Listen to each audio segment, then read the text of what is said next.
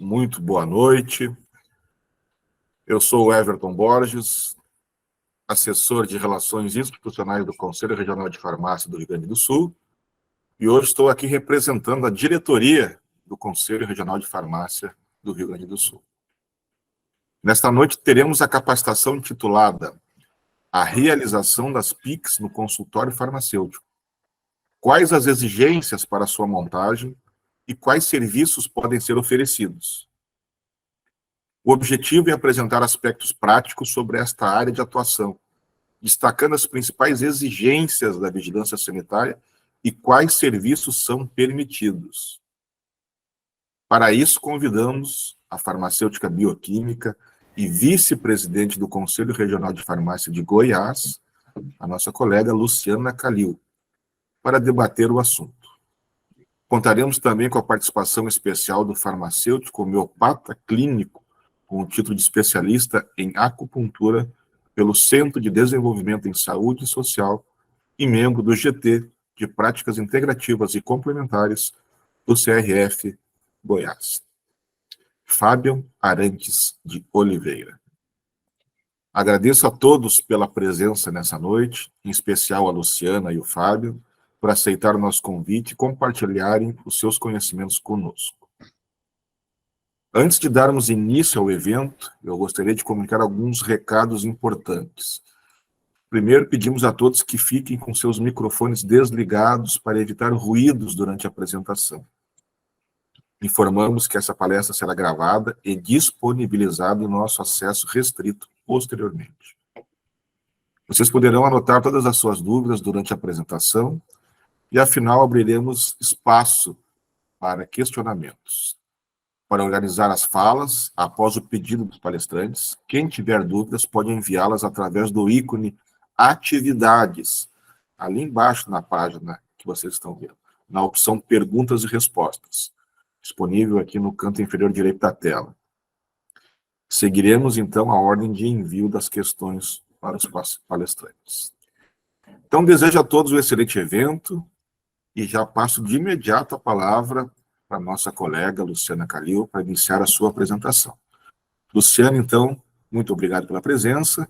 A palavra está contigo. Muito obrigado mais uma vez.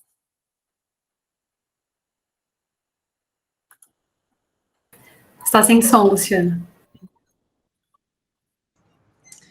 Boa noite a todos. Boa noite aos colegas farmacêuticos, especialmente aos colegas farmacêuticos do Rio Grande do Sul.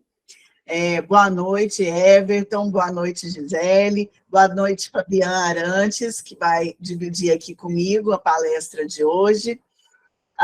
Nós vamos falar um pouco, né, da realização das práticas integrativas e complementares no consultório farmacêutico. Eu vou abordar mais os aspectos sanitários da montagem do consultório farmacêutico, um passo a passo mesmo para a montagem do consultório farmacêutico, no qual será possível a realização, então, das PICs, das práticas integrativas e complementares. O Fabian veio, então, aqui enriquecer a palestra, falando um pouco da sua prática, porque o Fabian é um colega farmacêutico que realiza as práticas integrativas e complementares no seu consultório. No momento, ele é de Ceres, uma cidade aqui do interior de Goiás, mas ele montou o seu consultório farmacêutico aqui em Goiânia, né? E nessa época, né, Fabian, quando o Fabian decidiu montar o consultório farmacêutico, era algo muito novo. Então, nós precisamos mesmo desbravar esse caminho. Eu sou fiscal da Vigilância Sanitária do município de Goiânia, eu vou me apresentar daqui a pouco, vou ler meu currículo, mas o Fabian me ligava e falava, Luciana, a vigilância ainda não entendeu, né, como que é determinado processo, porque realmente, para nós, da vigilância sanitária, o consultório farmacêutico é algo novo. Existe, sim, a prática, a realização das práticas integrativas e complementares nas clínicas, e muitas vezes nos consultórios de alguns profissionais da área da saúde, mas não havia até então consultório farmacêutico, né? Eu vou falar do KNAI, que a gente usa para o consultório farmacêutico, que é algo recente. Então, o Fabiano muitas vezes me perguntava, Luciana, como que eu faço, né? qual estrutura? Qual que Nike usa? E aí, às vezes, o Fabiano pesquisava e ele tinha até que auxiliar, né? Eu auxiliando de um lado e o Fabiano do outro. A gente conseguiu, então, que a vigilância compreendesse esse novo universo. Como eu disse, o consultório farmacêutico é algo novo. E a regulamentação dele perante o Conselho de Farmácia também é novo, é de 2022, do ano passado, né, através da resolução 722. Então, nós estamos realmente abrindo caminhos, né? Quando que se pensaria, 10 anos atrás, que o farmacêutico pudesse ter um consultório e realizar ali várias atividades? Nós temos ganhado muito terreno no desenvolvimento das práticas integrativas e complementares, na estética, na ozonoterapia, na oncologia. Nós temos avançado muito nas práticas voltadas também à farmácia clínica, ao cuidado com o paciente. Então, tudo isso é muito novo. Algumas vigilâncias sanitárias ainda estão organizando os seus processos de trabalho, o checklist, as exigências. Então, muitas vezes é necessário até que o farmacêutico auxilie a vigilância sanitária nesse processo. Bom, eu vou abrir minha apresentação, então, vou começar. Através dos slides, nós vamos conversando e eu vou mostrando para vocês, então, um pouquinho.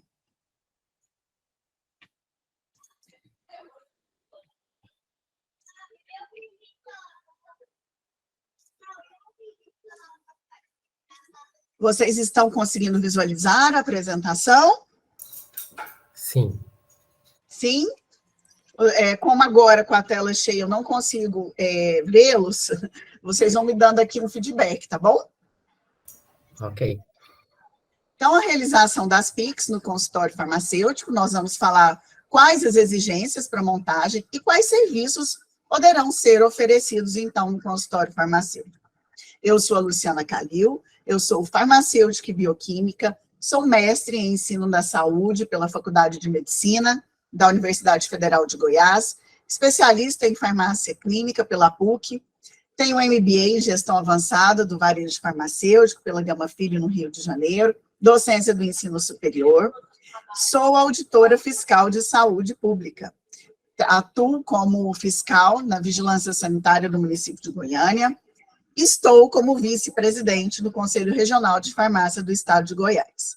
Sou conselheira efetiva também do Conselho Regional de Farmácia, membro do GT de Vigilância em Saúde do Conselho Federal, membro do GT de Vigilância Sanitária do Conselho Regional, e sou coordenadora de cursos na área de farmácia clínica, gestão e prescrição farmacêutica.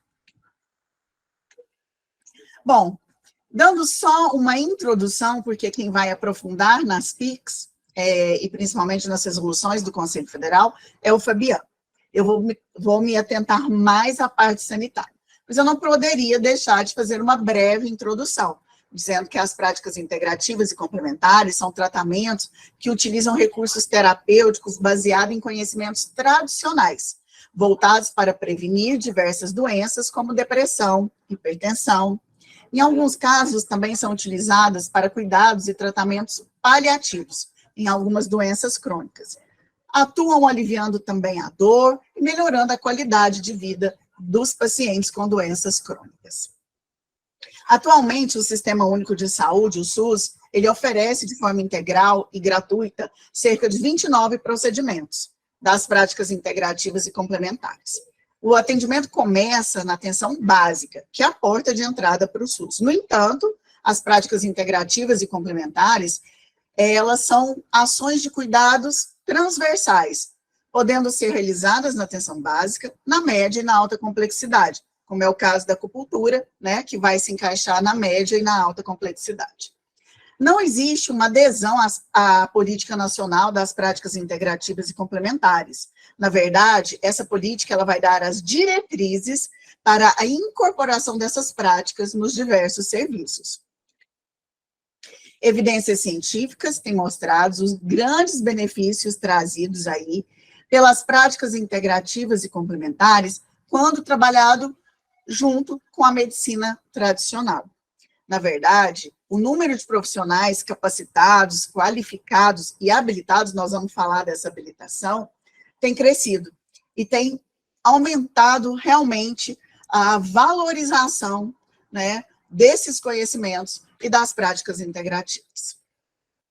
Importante é que as práticas integrativas e complementares, elas não vão substituir o tratamento tradicional. É necessário, né, que cada caso, cada paciente seja realmente avaliado, que continue seu tratamento tradicional e que as práticas integrativas e complementares venham somar a esse tratamento. Falando da política nacional, né, das práticas integrativas e complementares, ela veio de uma demanda da população, por meio das conferências nacionais de saúde, por meio de recomendações da OMS, para que os estados formulassem políticas visando a integração do sistema médico complexo e também dos recursos terapêuticos, nos sistemas oficiais de saúde. Bom, além da necessidade de normatizar as experiências que já existiam no SUS. Dessa forma, o Ministério da Saúde aprovou, então, a Política Nacional das Práticas Integrativas e Complementares nas áreas de homeopatia, plantas medicinais, fitoterapia, medicina tradicional chinesa, acupuntura, medicina antroposófica, termalismo social, que é a crenoterapia, promovendo a institucionalização dessas práticas no SUS. E aqui para vocês algumas das PICs, né, das práticas integrativas e complementares. Então, aí são 29 citadas aqui, que o SUS trabalha: aromaterapia, né, a cromoterapia, aí a gente fala um pouco da quiropraxia, reiki, homeopatia, acupuntura, né, terapias florais. Citei aqui algumas que os farmacêuticos estão bem integrados e costumam realizar. E a realização dessas PICs no consultório farmacêutico. Então, agora nós vamos realmente adentrar ao nosso assunto principal. Primeiro, o que é o consultório farmacêutico? Existe aí tanta demanda e briga, né, sobre consultório farmacêutico, pode, não pode utilizar a nomenclatura consultório farmacêutico, se for dentro da farmácia e da drogaria é proibido utilizar esse nome, né, e os médicos espernearam com a história do consultório farmacêutico. O consultório farmacêutico nada mais é do que o ambiente destinado ao atendimento ao paciente, a família, seus cuidadores, onde se realiza com privacidade a consulta farmacêutica. Ou seja, é o local, o ambiente onde o farmacêutico promove a assistência farmacêutica e as demais atividades privativas e afins da profissão. Nós temos esses dois conceitos, eles estão na 585, que é de 2013, que fala, né, das atividades clínicas do profissional farmacêutico, e também numa resolução do Conselho Federal muito recente, que é a 720, que saiu ano passado, que vai falar da regulamentação dos consultórios nos conselhos de classe.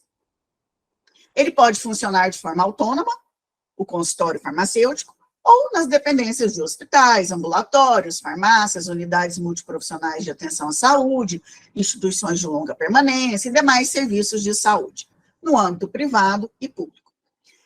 Quando eu falo do consultório farmacêutico autônomo, significa aquele consultório que não está vinculado a um outro serviço de saúde, ok? Então, é como se eu alugasse uma sala num prédio comercial e ali eu montasse o meu consultório farmacêutico. Aí ele vai ser denominado consultório farmacêutico autônomo.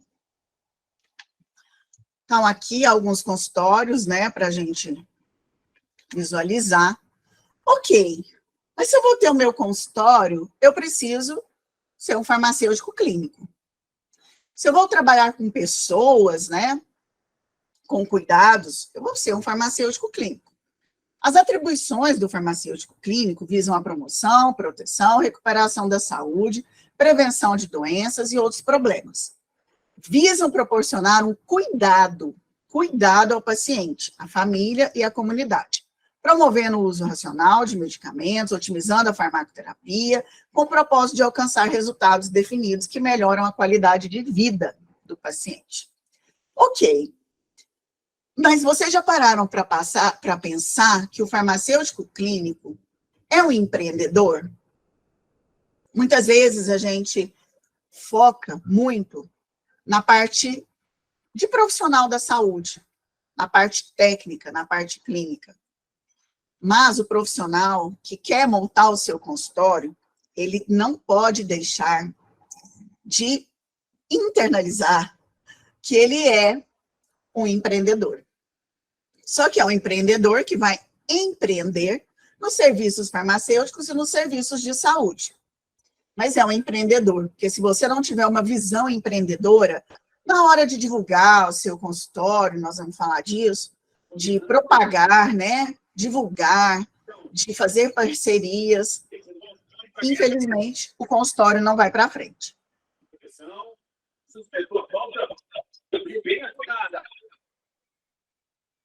Alguma coisa? Tudo certo. Ok. Então, vamos para a montagem do consultório farmacêutico, né? Vamos lá. Como montar um consultório farmacêutico? Primeira coisa, requisitos básicos e iniciais. Ser graduado como bacharel em farmácia por uma instituição de ensino superior reconhecida pelo MEC, estar registrado no Conselho Regional de Farmácia da sua jurisdição, do seu estado, e não se encontrar impedido por motivos éticos ou administrativos. Ok. Ter conhecimento sobre a legislação que regulamenta as atribuições clínicas do farmacêutico no Brasil. Isso é fundamental. Não tem como você montar o seu consultório se você não tiver um amplo conhecimento da legislação, para que não faça nada errado. Farmacêutico também desenvolver o seu perfil empreendedor, desenvolver habilidades e competências em gestão, em empreendedorismo e, claro, desenvolver as suas habilidades e competências, estudar, se especializar na farmácia clínica ou nas demais áreas que se pretende atuar. Segundo, escolher o local e a natureza do consultório. Então, aqui nesse gráficozinho, você vai ver que o consultório ele pode estar dentro de uma farmácia ou de drogaria, e aí, nesse caso, nós não vamos focar nisso, mas existe uma briga, e pela lei 5991 de 1973, e informação essa, ratificada pela RDC 44 de 2009, não se pode ter consultório dentro da farmácia e da drogaria. Nessa época nem existia consultório farmacêutico, né? Então, estavam se referindo ao consultório médico. No entanto, essa nomenclatura ainda não pode ser usada, já está pacificado na Anvisa que, com a atualização da RDC 44, a nomenclatura consultório farmacêutico, e não outro consultório farmacêutico, vai poder ser utilizado em farmácias e drogarias. Só que dentro da farmácia e da drogaria, eu posso oferecer alguns serviços? Sim, mas o leque é muito restrito. E, por exemplo, as práticas integrativas e complementares, elas não são passíveis de serem realizadas dentro da farmácia e da drogaria. Então, nós vamos focar no consultório farmacêutico autônomo, que pode ser independente, como eu disse, você vai, aluga uma sala comercial, monta o seu consultório, ou ele pode estar inserido numa clínica multiprofissional. Em relação às farmácias e drogarias, aqui em Goiás a gente tem um projeto de lei que está caminhando, aonde a gente solicita que possam ser realizados dentro da farmácia e da drogaria alguns serviços básicos das práticas integrativas e complementares, que não exijam uma estrutura física tão particular, que possa ser realizado na sala de serviços farmacêuticos. Então, a gente solicita a liberação de realização de reiki, floralterapia, cromoterapia, e isso está ainda num processo de votação, e nós estamos firmes na luta para que algumas das práticas integrativas e complementares possam, sim, ser realizadas na farmácia e na drogaria. Por enquanto, vamos focar, então, no consultório farmacêutico autônomo, que pode ser, como eu disse, independente, ou inserido numa clínica multiprofissional. Na hora de escolher, né, então, o local, algumas coisas eu preciso levar em consideração. Facilidade de acesso, se tem estacionamento, se tem fluxo de pessoas, se é um local visível ao público. Preciso analisar a estrutura do local, né? Se é uma estrutura que atende às necessidades sanitárias, se eu vou ter que gastar muito com reforma, o valor do imóvel, o valor do aluguel, o valor da manutenção, a questão da segurança, tudo isso eu vou avaliar na hora de escolher aonde colocar o meu consultório farmacêutico. Depois eu vou definir os tipos de serviços que serão prestados. Na hora de definir o que eu vou trabalhar, os serviços que eu vou oferecer no meu consultório, eu preciso levar em consideração a afinidade pessoal, né? Pela minha área de atuação farmacêutica, a gente tem um leque imenso de 150 campos de atuação, praticamente 150. Então, a gente tem que ver o campo que eu me identifico, que eu tenho afinidade. Conhecimentos e habilidades na área de atuação. Formação técnica. Eu preciso avaliar o que eu tenho de formação técnica, quais habilidades e conhecimentos eu tenho na área que eu pretendo atuar. Vou precisar estudar, me especializar, preciso aprofundar, né? Já conheço, já fiz curso. Tudo isso tem que ser avaliado. Tem que ser avaliada a demanda e a estrutura física necessária. Não adianta eu alugar um consultório no local e querer fazer lá serviços, oferecer serviços e procedimentos que aquela estrutura física ali não abarca. Então, definir quais. Então, escolhi o local, vou definir os serviços que eu vou prestar.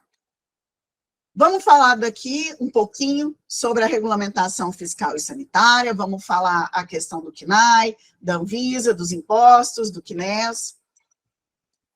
Verificar a questão dos recursos financeiros. É claro que se eu for montar o meu consultório dentro de uma unidade de saúde já existente, eu vou ter um gasto menor do que se eu for montar o meu consultório de forma autônoma e independente. Ou seja, eu vou ter que verificar que eu precisarei de recursos para a constituição de uma nova empresa, né, para trabalhar com toda a documentação que vai ser exigida, todos os processos. Então, eu já tenho que reservar um recurso financeiro um pouco maior. Preciso muito trabalhar marketing, propaganda e divulgação. Eu vou montar o meu consultório, eu preciso divulgar para a população em geral. Mas eu preciso também divulgar de forma especial para a população local, próxima ao meu consultório, no local onde ele vai estar. Preciso divulgar para outros profissionais da saúde e fazer parcerias. Importantíssimo. Vou dar exemplo, né, de uma colega que ela se especializou nas práticas integrativas e complementares no tratamento para dor. E ela tem, então, parceria com alguns ortopedistas, aonde os ortopedistas passam o tratamento tradicional da medicina convencional, e ela entra com as práticas integrativas e complementares. E todas as práticas que ela utiliza são focadas no tratamento para dor. Então, ela não trabalha, por exemplo, para tratamento da ansiedade, da depressão, tabagismo. Ela é focada no tratamento para dor. E ela tem parceria com vários ortopedistas, não só ortopedistas, reumatologistas e neurologistas. Ela está fazendo um trabalho muito bacana, esteve fazendo uma especialização no Albert Einstein, sempre focada no tratamento para dor. Interessante que ela comentou comigo que lá, né, nessa especialização no Einstein, haviam apenas duas farmacêuticas apenas. Outros profissionais estavam lá, médicos, fisioterapeutas, mas somente duas farmacêuticas. E o marketing da diferenciação. Qual vai ser o seu grande diferencial? Você vai focar, por exemplo, na homeopatia e na acupuntura? Você vai focar no quê? Você precisa ser muito bom naquilo que você vai focar, para que as pessoas tenham você como referência. Quando eu quiser falar com o homeopata, Dr. Fabian é um excelente homeopata, é referência na cidade de Ceres. Então, eu vou marcar uma consulta com ele. Regulamentação fiscal e sanitária, né? Vamos entrar nessa parte. Primeira coisa, vou montar um consultório, contratar um contador especialista na prestação de serviços de consultório, porque é ele que vai saber definir com você a questão dos impostos. Quando a gente tem um contador que não é especialista na área, muitos erros são cometidos e a gente acaba gastando com imposto muito mais do que precisaria. com a contabilidade, definir quais serviços vou prestar, quantas pessoas farão parte da sociedade, quanto se espera de faturamento, definir se o consultório vai ser constituído e regularizado em nome da pessoa física, do profissional farmacêutico, ou como pessoa jurídica, com constituição de empresa. O alvará da vigilância sanitária, se você decidiu regularizar seu consultório em nome da pessoa física, você precisará levar os seus documentos pessoais. Se você decidiu regularizar seu consultório como pessoa jurídica, você precisará constituir empresa e ter o contrato social. Então, aqui, um resuminho, pessoa física, né, são documentos pessoais, como RG, CPF, eu vou mostrar direitinho o que a vigilância pede. Como imposto, geralmente é o ISS, que é o Imposto sobre Serviços.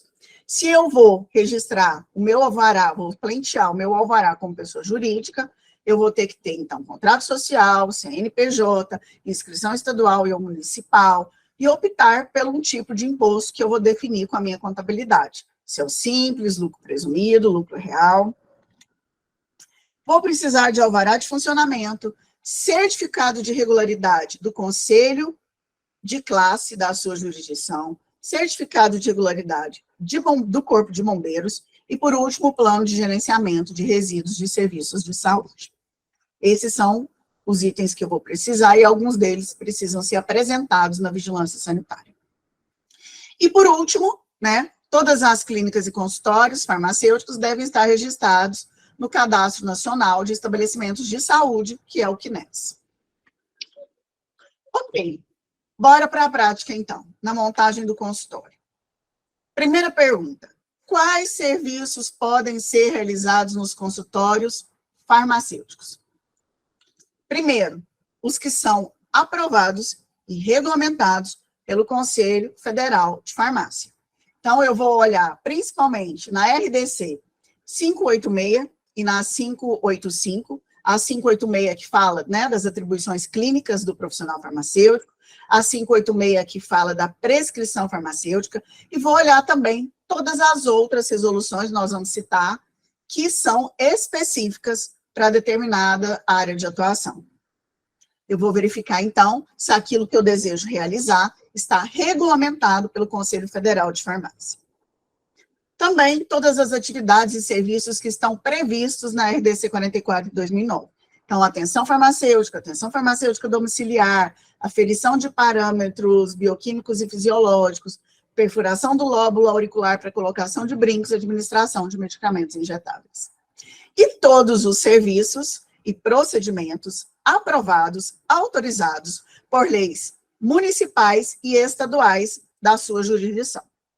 Eu vou dar um exemplo, que aqui em Goiás a gente tem uma lei, que é a 18.135, de 2018, que ela traz alguns serviços e procedimentos que não estão contemplados, por exemplo, na RDC 44, mas são serviços que são regulamentados pelo Conselho Federal, que o farmacêutico está habilitado a fazer, e são serviços permitidos, então, por essa lei estadual, que podem ser realizados.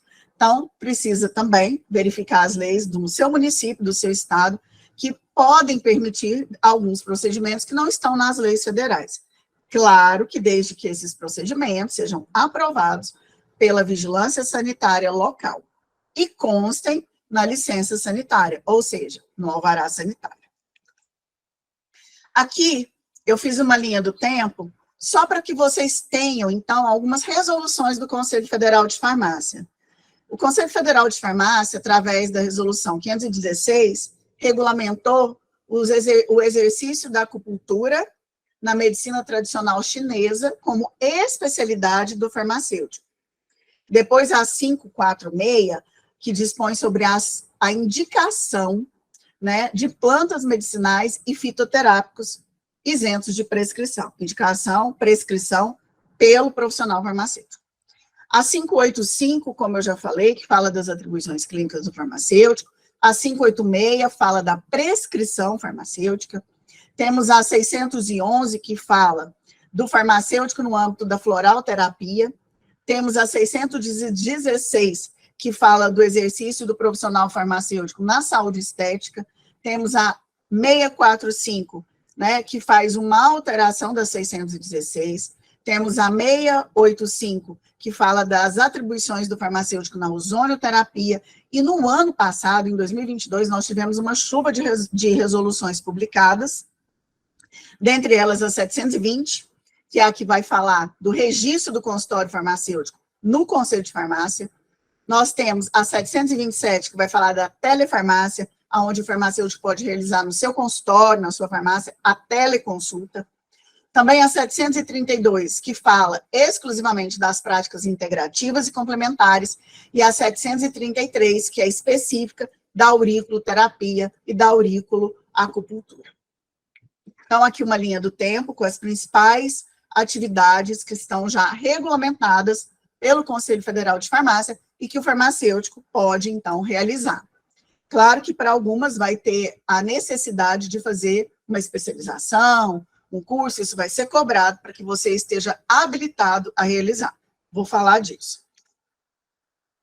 Além das atividades clínicas, né, que o farmacêutico pode realizar no seu consultório, que estão realmente já padronizadas, que é a orientação sobre o uso de medicamentos, conversar com o paciente sobre sinais e sintomas, evolução da doença, sobre o uso do medicamento, dosagem, horário, armazenamento, interações, né, emitir parecer, fazer a prescrição e a telefarmácia. Então, tudo isso pode ser realizado no consultório farmacêutico. Escolhi o local do meu consultório, então, vamos lá, definir o local e a natureza. Quando eu estou falando do consultório farmacêutico autônomo, eu já tinha dito, pode ser independente ou inserido numa clínica multiprofissional. Vamos falar do consultório farmacêutico autônomo independente. É o local ou ambiente que não está vinculado a outro estabelecimento de saúde. Pode ser, por exemplo, numa sala comercial que eu aluguei. Ou pode, sim, estar inserido numa clínica multiprofissional que aluga consultórios independentes. Nesse caso, existe uma diferença. Não estou falando aqui daquele consultório onde o farmacêutico faz parte do corpo clínico. Estou falando daquela clínica que aluga consultórios independentes, tá? Então, eu posso alugar num prédio comercial, posso alugar na rua, posso alugar numa clínica de saúde, mas trabalhar ali de forma independente. Nesse caso, eles vão ter um KNAI específico de acordo com a atividade que ele vai desenvolver. Falando do consultório farmacêutico autônomo e independente. Deve-se observar os critérios da RDC 50 de 2002, aquela que fala dos projetos físicos de estabelecimentos assistenciais de saúde, para que eu possa verificar a minha estrutura física. Nesse caso, a estrutura física também depende das atividades que eu vou desenvolver no local e das exigências da vigilância sanitária local. Mas, de acordo com a RDC 50, de 2002, a metragem mínima para o consultório farmacêutico é de 7,5 metros quadrados, tá? Então, olhando lá na RDC 50, a área mínima prevista para consultório, né, independente, consultório indiferenciado, sem procedimentos invasivos, é o mínimo de 7,5 metros quadrados. Ok. E nesse consultório, algumas exigências também são padrão, como parede de cor clara, de tinta impermeável de fácil higienização, pia com torneira e bancada para preparo dos medicamentos de fácil higienização, suporte para papel toalha, sabonete líquido, gel bactericida ou álcool 70, caixa especial para coleta dos resíduos pérfuro cortantes, armário com porta para guarda de materiais, que pode estar sobre a pia ou sobre a bancada, lixeira com pedal e tampa. Lembrando que, no plano de gerenciamento de resíduos do consultório farmacêutico, dependendo das atividades, você vai ter resíduos do grupo D, resíduos do grupo E, que são os pérfuro cortantes, e resíduos do grupo A, tá? Que são os resíduos contaminados, né, com material biológico. E aí, nesse caso, é exigido o armazenamento externo. O armazenamento externo, para os resíduos do grupo A, é aquela casinha de alvenaria que é feita fora do estabelecimento, ali aonde eu vou ter uma porta com tranca, com local com ventilação, com ponto de água, de fácil higienização. Então, se eu não estou inserido, por exemplo, numa clínica de saúde, meu consultório é independente, para os resíduos do grupo A, eu vou precisar também dessa questão. Além do consultório ter 7,5 metros quadrados, eu vou precisar do armazenamento de resíduos, o externo, ok? Então, aqui alguns consultórios.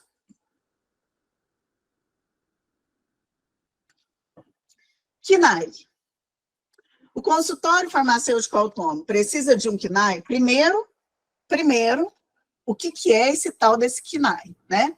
Que eu falei que o consultório farmacêutico só pôde realmente ser implantado depois que teve um KNAI específico. O que é esse tal de KNAI, né? Vamos lá. O KNAI é uma classificação nacional de atividades econômicas. Esse KNAI é para todos os agentes econômicos que produzem ou oferecem bens ou serviços, produtos ou serviços.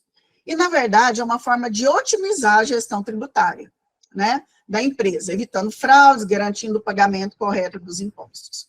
Na verdade, né, o KNAI, o grande objetivo dele é padronizar os critérios de tributação dos diversos órgãos do país. Em outras palavras, ele serve para facilitar o enquadramento das empresas nos órgãos de tributação federal, estadual e municipal. A empresa possui um KNAI principal, mas pode também ter KNAIs secundários, dependendo do tipo de serviço que ela vai oferecer, ou do tipo de produtos que ela vai oferecer, né? Então, sempre vai ter um KNAI principal, mas, como eu disse, poderão haver outros. Para se descobrir qual o KNAI da sua empresa, algumas perguntas são respondidas junto com a contabilidade. Então, que operação minha empresa vai realizar? Que tipo de produtos, né, eu vou comercializar? Ou que tipo de serviços que eu vou fazer? E aí, as respostas, então, é que vão te direcionar se precisa de um ou mais KNAI. Hoje, então, nós temos aí aprovado, né, o Instituto Brasileiro de Geografia e Estatística, que é o IBGE, e a Comissão Nacional de Classificação aprovou, então, a inclusão de um KNAI para consultório farmacêutico e serviços prestados por farmacêutico, tá? Esse KNAI é o 8650, dígito 0/99. É o KNAI para atividades profissionais da área da saúde não especificadas anteriormente. Vou mostrar aqui para vocês. Então, o KNAI 8650, dígito 0/99, vem assim, destrinchado da seguinte forma: saúde humana e serviço social, atividades de atenção à saúde humana, atividades de profissionais da área da saúde, exceto médicos e odontólogos. Luciana, por que exceto médicos e odontólogos? Porque os médicos e odontólogos terão KNAI específico. E atividades de profissionais da área da saúde não especificadas anteriormente, ou seja, que não sejam nem médicos e nem odontólogos. E o que esse KNAI abrange, né? O que é de interesse da nossa profissão farmacêutica? Então, ele abrange, por exemplo, consultórios farmacêuticos, serviços prestados por farmacêuticos clínicos, serviços de quiropraxia, mas ele abrange também a consultoria em biomedicina, serviços de instrumentação cirúrgica, serviços de optometria, de ortóptica, de osteopatia, serviços de perfusionistas, perfusão, terapia psicomotora, tudo isso esse KNAI abrange. Então, eu volto à pergunta. O consultório farmacêutico autônomo vai precisar de um KNAI específico? Sim. O meu KNAI principal é o KNAI 8650, dígito 0/99, que eu vou utilizar, então, para o meu consultório farmacêutico. Mas, além desse KNAI, outros KNAIs secundários também poderão ser utilizados. Então, vamos lá. Além do KNAI específico para o consultório farmacêutico, será necessário outros KNAIs que serão os secundários, relacionados ao tipo de serviço que eu vou prestar. Por exemplo, práticas integrativas e complementares. As práticas integrativas e complementares, elas possuem um KNAI específico. E o KNAI é o 8690, é o 8690, dígito 9/01, para atividades de práticas integrativas e complementares em saúde humana. E olha aqui o que ele vai incluir, então. Ele inclui o CNAE das práticas integrativas e complementares, o CNAE 8690, dígito 9/01. Ele inclui serviços de aromoterapia, serviços de cromoterapia, serviços de DWIM, serviços de ecoterapia, serviços de hipnoterapia, massoterapia, musicoterapia, reiki, Rolfing,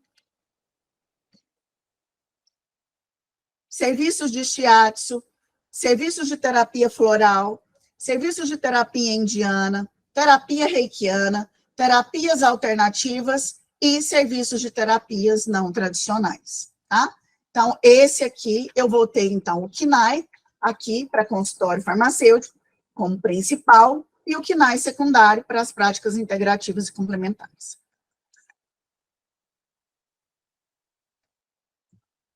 Ok. Luciana, mas aqui, olhando aqui, ó, no CNAE 8690, dígito 9/01, eu não vi nada que fala da acupuntura. Por quê? No caso da realização da acupuntura e da auriculoterapia, existe um CNAE específico, tá? Então, a gente tem aí o CNAE 8690, dígito 9/03, para serviços de acupuntura, serviços de acupunturista e serviços de auriculoterapia. Então, vamos supor que eu quero montar lá, então, o meu consultório farmacêutico que tenha as minhas atribuições clínicas como farmacêutico, tenha as práticas integrativas e complementares, tenha acupuntura e tenha auriculoterapia. Eu vou precisar de 3 CNAEs. O meu CNAE principal, que é o de consultório, o CNAE, que é relativo às PICs, e o CNAE para a atividade de acupuntura. Vamos lá. Seguindo.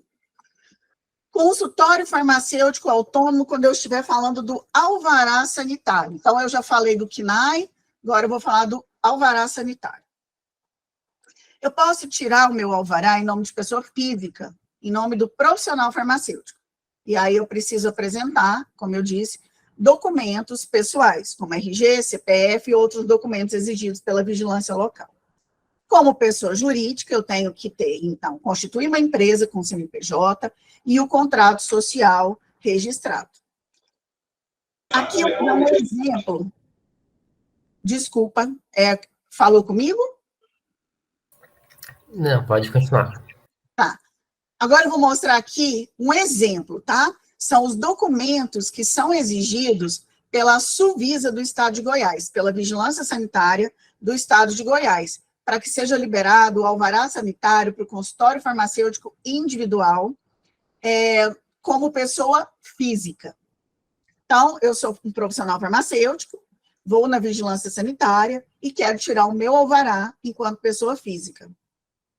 Tenho que levar os meus documentos pessoais, RG e CPF, tenho que levar o documento que comprove a regularidade emitido pelo conselho de classe, e aí eu vou explicar, é facílimo para você registrar o seu consultório no conselho de classe. No caso de nós, farmacêuticos, no conselho de farmácia.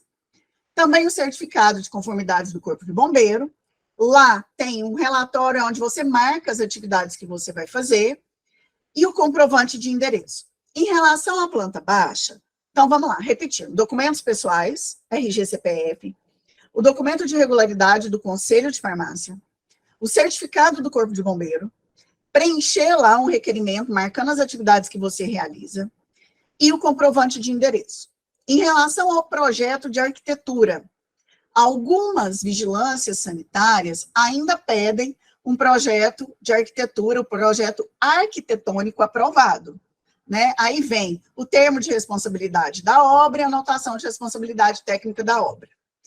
Outras já não estão exigindo mais, por ser uma atividade simples, não se exige mais planta baixa aprovada, ok? Você vai levar realmente um projeto, mas não precisa ser aprovado na vigilância sanitária. Agora eu vou falar, eu falei do consultório farmacêutico autônomo, aquele que eu aluguei uma sala. Agora eu vou falar do consultório farmacêutico. Qual que é a diferença se eu quiser montar o meu consultório farmacêutico dentro de uma clínica multiprofissional? Então, tem uma clínica multiprofissional, lá eu tenho médicos, tenho fisioterapeutas, tenho outras áreas da saúde realizando as suas atividades. Nesse caso, eu não vou alugar o meu consultório de forma independente, eu vou fazer parte do corpo clínico, tá? Da clínica, que também é uma opção. Nesse caso, existem 2 tipos de clínica multiprofissional. Existe aquela que aluga o consultório de forma independente, que é o que a gente falou aqui atrás, e tem aquela na qual o consultório farmacêutico vai fazer parte da clínica. Nesse caso, você concorda comigo que os recursos financeiros que você vai investir, se você vai entrar numa clínica multiprofissional, são bem menores do que se você fosse montar uma empresa, né, individual. Nesse caso, o consultório vai fazer parte da clínica, vai utilizar o alvará da clínica. Esse alvará da clínica nem sempre é no nome do farmacêutico. Muitas vezes, o responsável pela clínica é o médico ou outro profissional de saúde. Nesse caso, ele tem que apresentar, então, o seu contrato de vínculo com a empresa, tem que apresentar a certidão de regularidade do conselho para esse RT, ok? E nesse alvará, que é o da clínica, né, o alvará vai ser de pessoa jurídica, vai ter o CNPJ, vai ter o contrato social. No caso do consultório fazer parte da clínica, utiliza o alvará sanitário da clínica, que terá um responsável técnico que não precisará necessariamente ser o farmacêutico.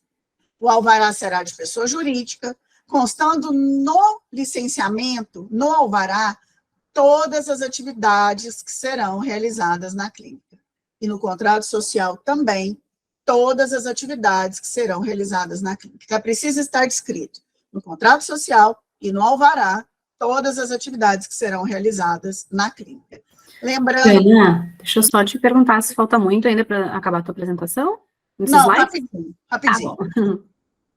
Em relação à clínica, com vários consultórios, já falei. Sobre a clínica, então, multiprofissional, que KNAI que eu vou usar? Todas as atividades que forem desenvolvidas lá, que vão ter um KNAI diferente, precisa também constar esse KNAI, ok? Então, o alvará sanitário aqui, um exemplo para vocês do alvará sanitário, pessoa jurídica. Então, pede-se lá o contrato social, o CNPJ, o contrato de trabalho do responsável técnico, quando ele não for sócio, o documento emitido pelo conselho de classe. E o demais eu já tinha falado. Então, só para comparar, de um lado, documentos pessoais, documento, responsabilidade técnica do conselho, descrição das atividades, para o alvará de pessoa física e pessoa jurídica, contrato social, CNPJ, contrato de trabalho do RT, documento que comprove a responsabilidade técnica e descrição das atividades. E aqui o projeto de planta baixa que a gente já comentou. Porém, para a realização, por exemplo, da acupuntura, eu preciso observar que algumas peculiaridades são exigidas. O profissional, para realizar a acupuntura, ele tem que ter mestrado ou doutorado, ou especialização, ou curso livre reconhecido pelo Conselho Federal, tá? Se ele for realizar floralterapia, mestrado ou doutorado, especialização ou curso livre.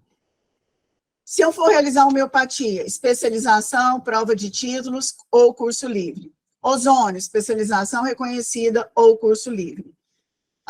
No caso aqui, ok.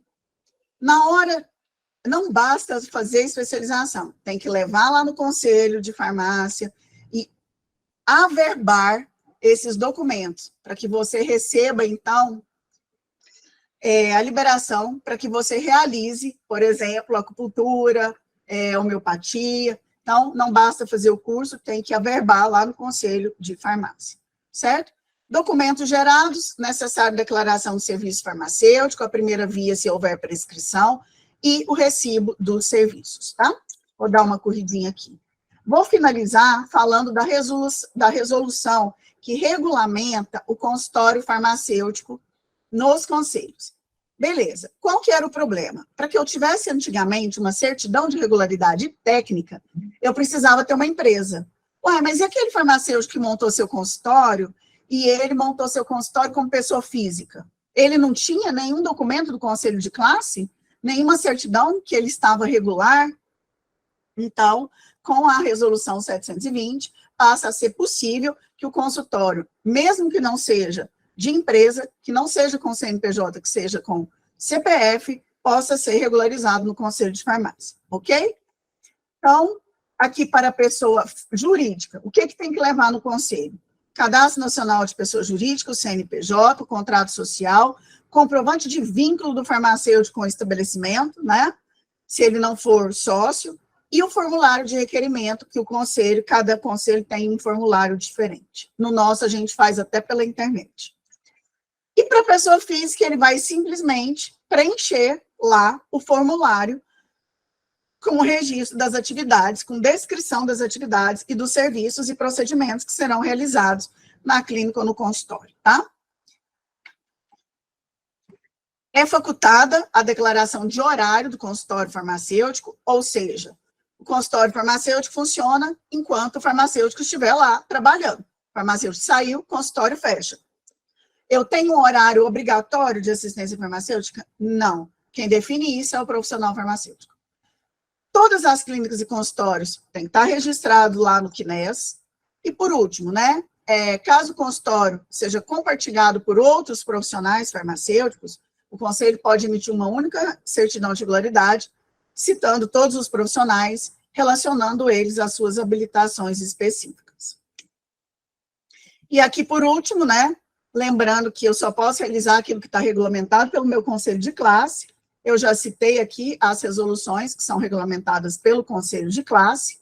E, por último, dizer que eu posso alugar um consultório num determinado horário, por exemplo, e dividir esse consultório com outro profissional. Desde que atenda, vamos supor que eu vou dividir com fisioterapeuta, desde que, né, esse consultório atenda às exigências sanitárias exigidas para o consultório do fisioterapeuta e para o consultório farmacêutico, dependendo do que ele vai realizar lá dentro. E eu vou ter minha certidão de fisioterapia, do Conselho de Fisioterapia, certidão de regularidade técnica do Conselho de Farmácia, cada um vai ter o seu alvará individual, e aí, tudo bem, também pode ser dividido. Bom, gente, essas foram as minhas contribuições em relação ao tipo de alvará sanitário. Deixa eu só interromper aqui a apresentação. É informação demais, né? Acho que eu falo rápido demais, mas é porque nem tomei fôlego e nem água, mas é porque é muita informação, né? Então, é isso. Acho que eu dei uma pincelada como que faz para o alvará, como é que faz ali no CNAE, como é que faz na estrutura física, e vamos embora montar os consultórios farmacêuticos, tenham visão empreendedora, sejam, assim, realmente farmacêuticos pioneiros. Nós temos um campo de atuação maravilhoso, assim, muitos procedimentos e serviços já regulamentados que a gente pode fazer.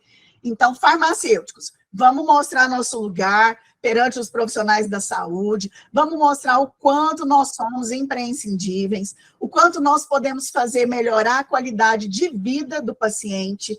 E posso falar, não adianta ter acesso ao médico, não adianta ter acesso ao medicamento.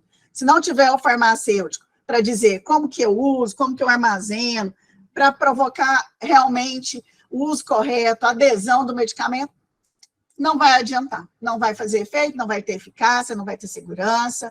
Então, vamos lá, farmacêuticos aí, clínicos, farmacêuticos que se identificam com as práticas integrativas e complementares, vamos montar o consultório, vamos ser sucesso, vamos ser referência, né? Fabiano vai falar um pouco aqui da experiência dele. Gente, tem fila para marcar consulta com o Fabiano, viu? Assim como eu tenho vários outros farmacêuticos aí no país com fila para marcar consulta e que podem realmente, que cuida da dor, de ansiedade, depressão, tabagismo, obesidade, né? Eu acho que os conselhos lutam muito para que a gente ganhe campo de trabalho e que as nossas atividades sejam regulamentadas. Então, precisa agora do farmacêutico. Vamos meter a cara, vamos estudar, entendeu? Tem uma aqui comentando que trabalha com cannabis. Parabéns, viu? Tem resultados maravilhosos com cannabis, resultados maravilhosos com ozonioterapia. Então, é isso. Obrigadíssima a todos. Vou passar a palavra para o Fabiano antes das perguntas. Gente, eu falei sem parar e nem vi o tempo passar. Boa noite. Boa noite, Gisele. Boa noite, Everton, Luciana. e a todos e todas que assistem aqui um pouquinho da nossa vivência.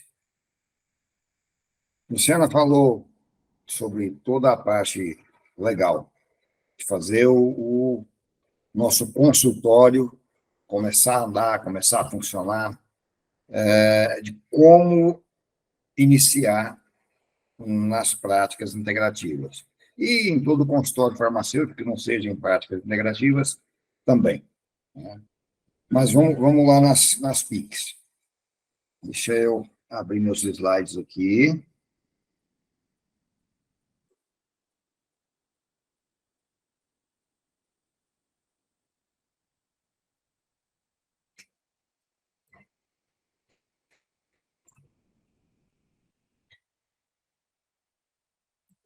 Estão conseguindo ver? Não está aparecendo.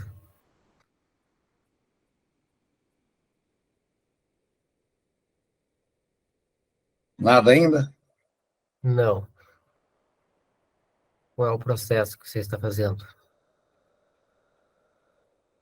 Novamente aqui.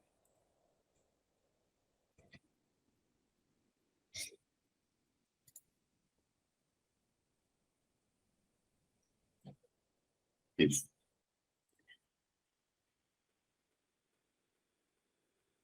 Está abrindo.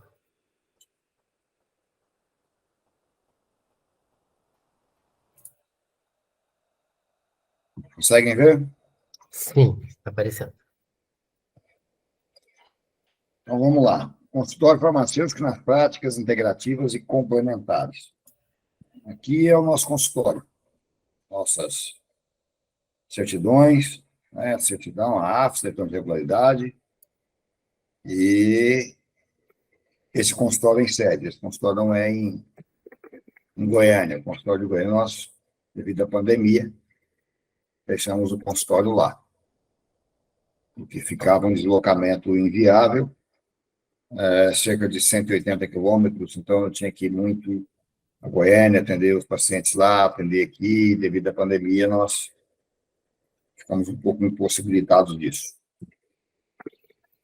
As práticas integrativas e complementares, as PICs, conjunto de técnicas que visam assistência e a saúde do indivíduo, seja na prevenção, tratamento ou cura, considerando comumente corpo, espírito, e não um conjunto de partes isoladas, como a medicina convencional enxerga. Você tem as especialidades, e dentro das práticas integrativas, nós olhamos o paciente como um todo. Ele não é visto fígado separado da parte ortopédica, nem da parte mental. Então, quando eu observo tudo, o paciente me conta um pouco mais da vida dele e nós conseguimos, dentro das PICs, entender o que está acontecendo com ele, procurar, assim, fazer o melhor tratamento possível e direcionar para um tratamento mais adequado e funcional ao paciente. Seu objetivo é diferente daqueles de assistência alopática, como eu disse, ou em que a cura do doente deve ocorrer através de intervenção direta do órgão doente. Não é isso que queremos. As práticas integrativas são medicina tradicional chinesa, acupuntura sistêmica e microsistemas. Nós temos dentro da acupuntura essa acupuntura convencional, que nós temos o costume de ver, agulhamento no corpo todo, e acupuntura em microsistemas, que é mão, orelha, que é a auriculoterapia, ou auriculoacupuntura, acupuntura craniana, que é na cabeça, no pé. Nos pés se utiliza muito as massagens, né? Então, se utiliza menos agulhas no pé, mas também são microsistemas de acupuntura. Homeopatia. Na homeopatia nós temos algumas subdivisões, as plantas medicinais, fitoterapia, antroposofia, a homotoxicologia, e utiliza os medicamentos da homeopatia da mesma forma que a antroposofia utiliza. Terapia floral, naturopatia, que nada mais é que tratamento de forma natural, a ozonioterapia, o reiki e as práticas corporais, o shiatsu, o yoga, dança circular, entre outras. A MTC é uma abordagem terapêutica milenar que tem a teoria do Yin e Yang e a teoria dos 5 alimentos como bases fundamentais para avaliar o estado energético e orgânico do indivíduo. Como eu falei, a parte da acupuntura sistêmica e de microsistemas, craniana de Yamamoto, a eletroacupuntura, o Haihuá, a eletroacupuntura e Haihuá, alguns, e o laser também, mostram como acupuntura sem agulhas. A acupuntura tem que ter agulha, tá? A acupuntura sem agulha é para aquele paciente que realmente não consegue aderir ao tratamento, mas com jeito o especialista consegue convencê-lo a aceitar o agulhamento e eu promover um tratamento mais efetivo. A moxa-bustão, a auriculoterapia, a auriculoacupuntura e o laser. Shiatsu, a ventosa terapia, magneto, Tuina, Liangong, Duin, o Qigong, a reflexologia, dietoterapia e os medicamentos da medicina tradicional chinesa, que nós temos o Dr. Paulo Varanda, que tem buscado, junto do Ministério da Saúde da China e ao Ministério da Saúde do Brasil, junto com o Conselho Federal de Farmácia, trazer à luz da nossa vivência os produtos da medicina tradicional chinesa, os medicamentos. Homeopatia, que é uma abordagem terapêutica de caráter holístico e vitalista, que vê a pessoa como um todo e não em partes, cujo método terapêutico envolve 3 princípios fundamentais: lei dos semelhantes, a experimentação do homem sadio e o uso de ultradiluições de medicamentos. Então, são as 3 leis que o homeopata deve observar desde o momento que o paciente procura o consultório até o momento que ele sai com a receita e o após. A consulta homeopática ela é um pouco diferente da consulta convencional. O paciente não tem apenas um retorno, o paciente não toma um medicamento por 3 meses ou 2 meses e volta para te contar como ele está. Ele vai tomar ele dentro de uma semana, dentro de 2 semanas, e vai entrar em contato com o homeopata. Uma consulta de homeopatia, uma consulta, eu falo por mim, por alguns colegas que eu conheço, consulta em torno de 1 hora, no mínimo 1 hora, 1 a 2 horas. Então, é necessário focar realmente na atenção e a saúde, ao que levou ao paciente procurar o consultório. Geralmente, quando ele vem e nos procura, já passou por N especialidades, por N profissionais, e acaba chegando um pouco desenganado. Aí quer que a homeopatia funcione da noite para o dia. Em alguns momentos ela pode funcionar assim, mas é sempre bom conversar com o paciente e explicar que, da mesma forma que ele levou um tempo para adoecer, a homeopatia pode levar um tempo para trazê-lo de volta à normalidade, a trazer a cura. A fitoterapia, que são as plantas medicinais, a doutora Luciana já falou sobre os fitoterápicos de prescrição pelo farmacêutico. Eu costumo dizer que não são os fitoterápicos isentos de prescrição, mas isentos da prescrição médica, são os tarjados. E nós temos aí uma quantidade muito grande de fitoterápicos na literatura e plantas medicinais que nós podemos tratar sem estar preocupado aí se é um medicamento, esse medicamento de prescrição médica eu não vou prescrever, vou usar o quê? É só estudar que você vai encontrar o que você vai usar, sem precisar invadir nenhum campo ou se preocupar com alguma outra prescrição. Se atenha ao que você pode fazer. Isso aí é um dos segredos do sucesso do tratamento. A terapia floral, nós temos aí os vários sistemas, Bach, australiano, californiano, Colégio de Minas, Saint-Germain, Cerrado. Quem já se especializou, quem tem um conhecimento, um estudo mais aprofundado sobre os florais, entende cada um desses florais e qual nível de saúde, qual nível de energia ele vai atuar. Então, os florais, além de serem uma forma de tratamento, eles ajudam ao profissional a se encontrar, saber em qual área eu vou atuar, porque cada floral desse atua dentro de um nível, e isso é bem interessante. O reiki, que é uma prática terapêutica, que utiliza a imposição das mãos para a canalização da energia vital. Recentemente não, tem uns 2 anos, nós tivemos duas turmas de reiki, fizemos o reiki 1 e reiki 2 no Conselho Regional de Farmácia, que o GP de Práticas Integrativas proporcionou essa vivência para os farmacêuticos. E é muito interessante, o poder de cura é fantástico.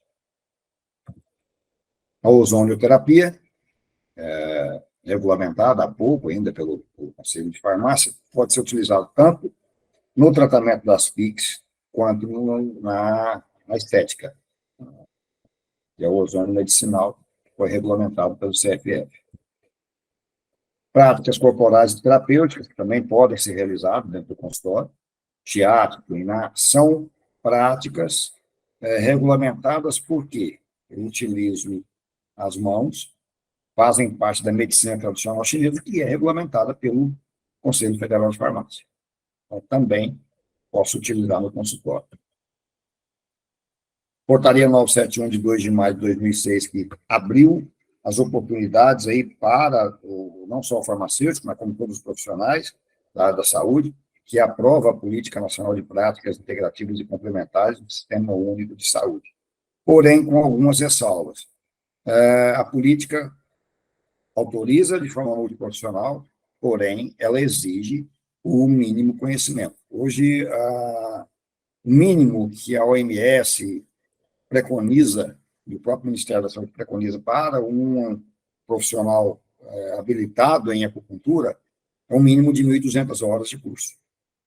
Então, você precisa ter realmente um conhecimento vasto da medicina tradicional chinesa, da acupuntura, para poder realizar os procedimentos. E assim, da mesma forma com a homeopatia, é preciso estar regulamentado no conselho, a auriculoterapia você tem um mínimo de horas, e com certeza o nosso conselho observa bastante isso, para colocar o farmacêutico como farmacêutico de ponta dentro das PICs, no atendimento na rede pública, no SUS. As áreas de atuação das PICs do farmacêutico, que são reconhecidas pelo Conselho: acupuntura, homeopatia, a fitoterapia, dentro da farmácia magistral, a antroposofia, terapia floral, e a nossa farmácia clínica na prescrição farmacêutica. Nós temos a farmácia clínica primeiro, e depois a prescrição. A farmácia clínica é todo cuidado. A prescrição é eu levar o cuidado de acordo com o meu olhar e a necessidade do paciente para dentro da casa dele, para o tratamento dele, não só acompanhar o que o outro profissional tem feito. A área de atuação, a CBO, que a doutora Luciana já havia comentado, 2234-25, que é o farmacêutico em práticas integrativas e complementares. Então, eu tenho o acupunturista, o antroposófico, em plantas medicinais, fitoterapia, o farmacêutico homeopata, que enquadram nessa CBO.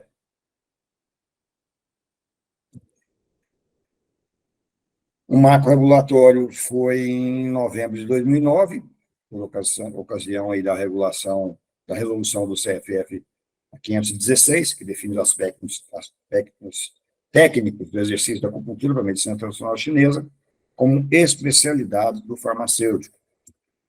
A homeopatia, a resolução 635, que dispõe sobre as atribuições do farmacêutico no âmbito da homeopatia, e a 576, que dispõe sobre as prerrogativas para o exercício. O que o farmacêutico faz como homeopata e como ele vai poder estar inserido dentro da homeopatia, no laboratório ou na prescrição, em todas as outras áreas, a de ensino também.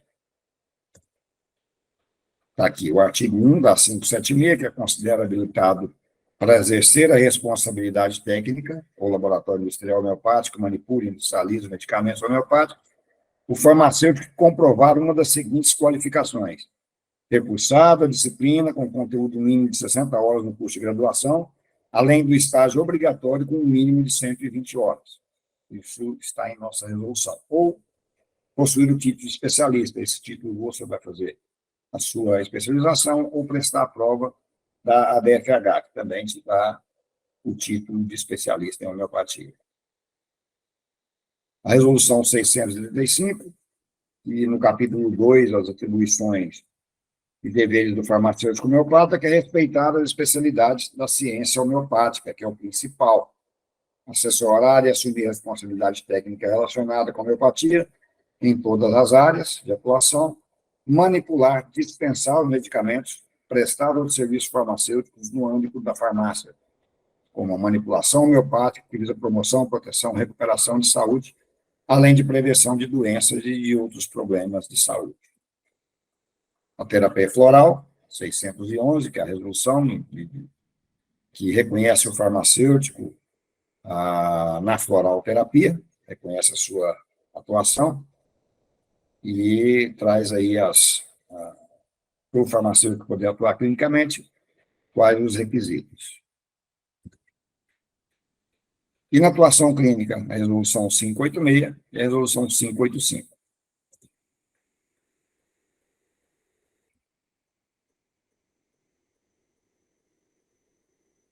A resolução 720, que a doutora Luciana também já comentou, eu não vou me manter aí, me ater às resoluções, não. Vamos falar um pouco sobre o consultório. Aqui são as áreas de atuação: clínicas, no SUS, nos hospitais, consultório particular e equipe multiprofissional, que também já foi falado. Vamos lá. Nós iniciamos em 2014 no atendimento ao SUS. Eu fiquei por 8 anos em um hospital filantrópico, onde, na época, foram 8 anos de atendimento em acupuntura no hospital. Os pacientes eram direcionados pelos médicos do município, tanto do serviço público quanto do serviço privado, principalmente do serviço público, e esses pacientes seguiam com a guia, com encaminhamento médico, encaminhamento do psicólogo, do fisioterapeuta, onde eram liberadas 10 sessões. E nós, após as 10 sessões, devolvia com um relatório, né? O médico fazia o encaminhamento, devolvia esse encaminhamento após o tratamento do paciente, com relatório do que tinha sido realizado e como o paciente reagia àquele CID médico. Friso bastante com relação à qualidade do atendimento e o que você faz e ter certeza e saber o que está fazendo. Depois de 2 anos, já não era encaminhado da forma simples. Solicito 10 sessões de acupuntura CID tal. O paciente já vinha encaminhado de uma forma diferente. Solicito avaliação e conduta.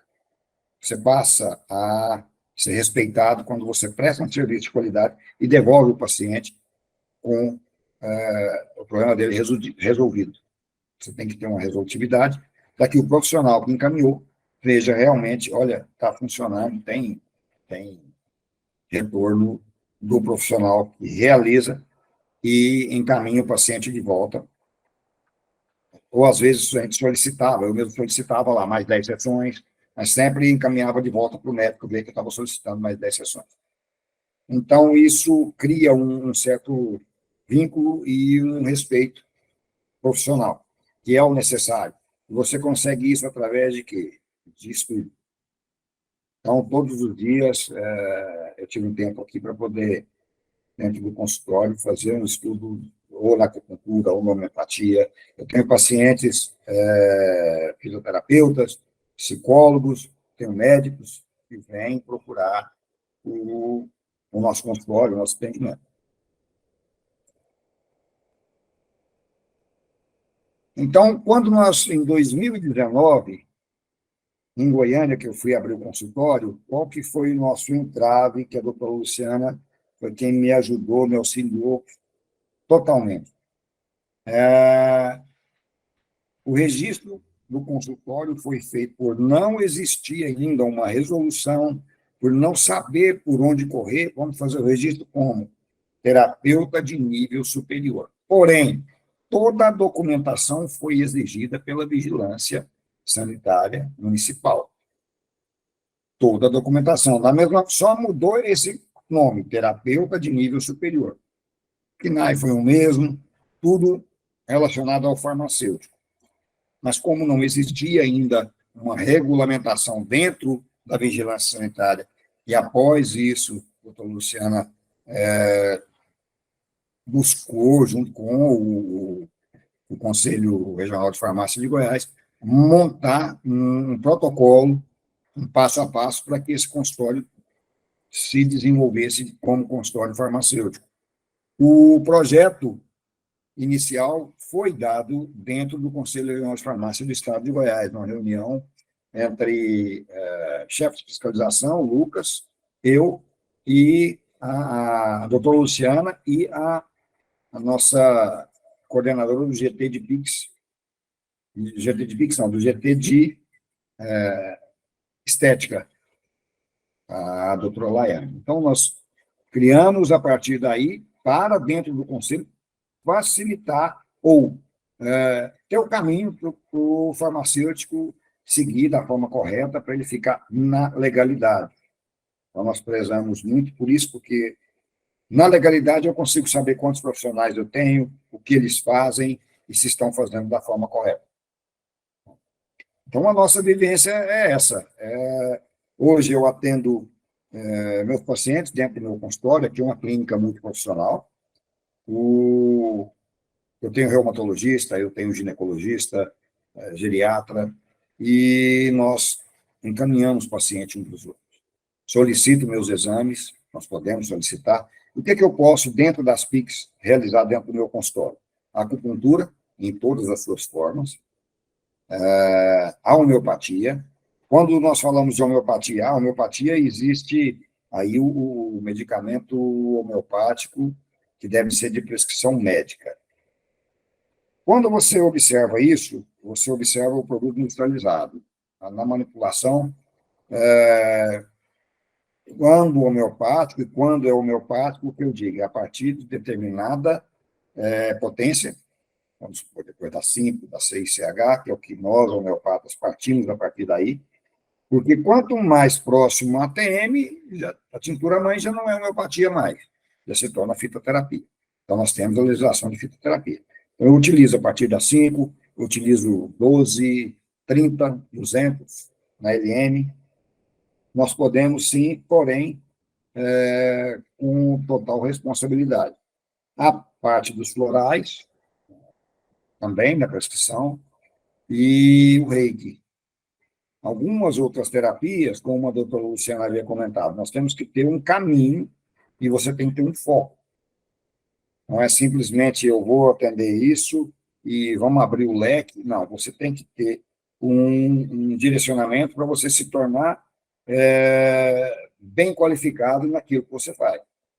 Então, o que eu atendo mais é que eu não atendo criança, porque eu acho que tem que ser um pediatra, eu não tenho conhecimento na pediatria suficiente para eu atender uma criança, para atender um interclasse. Já atendi, às vezes um amigo tem um filho, ou uma pessoa mais próxima, tem um filho que está passando por algum problema, mas sempre destacando onde fica o respeito. Você não vai parar seu tratamento com o seu médico ou com outro profissional. Você vai acompanhar comigo e com ele, e levar até ele a melhora que você tem aqui comigo. Leva para ele, olha, meu medicamento, eu estou me sentindo bem, estou tomando medicamento, mas estou me sentindo bem melhor. O próprio médico vai tomar a providência de reduzir dose ou mesmo retirar essa medicação. Porque a homeopatia, ela não é uso contínuo. A homeopatia ela é de uso até o momento que nós obtemos a cura. Quando teve a cura, está resolvido ali aquele problema do paciente. Então, o que precisamos, principalmente, é isso, é o conhecimento. O conhecimento é a ferramenta indispensável para quem busca excelência. Vamos buscar excelência dentro do consultório, vamos abrir o consultório, o conselho ajuda, o conselho está para ajudar, nós estamos aí para ajudar. Hoje eu estou delegado do Conselho Regional de Farmácia de Goiás, fui conselheiro, fui coordenador do GT de PIX, de práticas integrativas, por um bom tempo, desde 2014 também estive como colaborador e depois como coordenador do GT. E a nossa experiência, eu digo o seguinte, você adquire com o tempo, adquire com respeito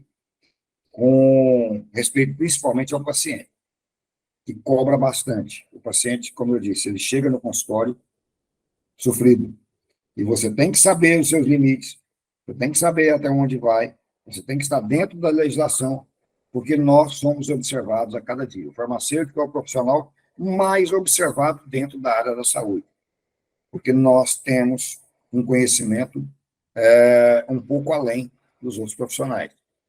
Um profissional fisioterapeuta, ele tem pouco conhecimento do medicamento. O médico, ele tem conhecimento do medicamento na especialidade dele. E nós temos conhecimento, nós farmacêuticos, nosso conhecimento deve ser em todas as especialidades. Independente se eu sou homeopata, eu tenho que saber o que o paciente veio direcionado, o que ele usa na alopatia e o que aquilo pode promover, pode provocar de bem ou não para aquele paciente.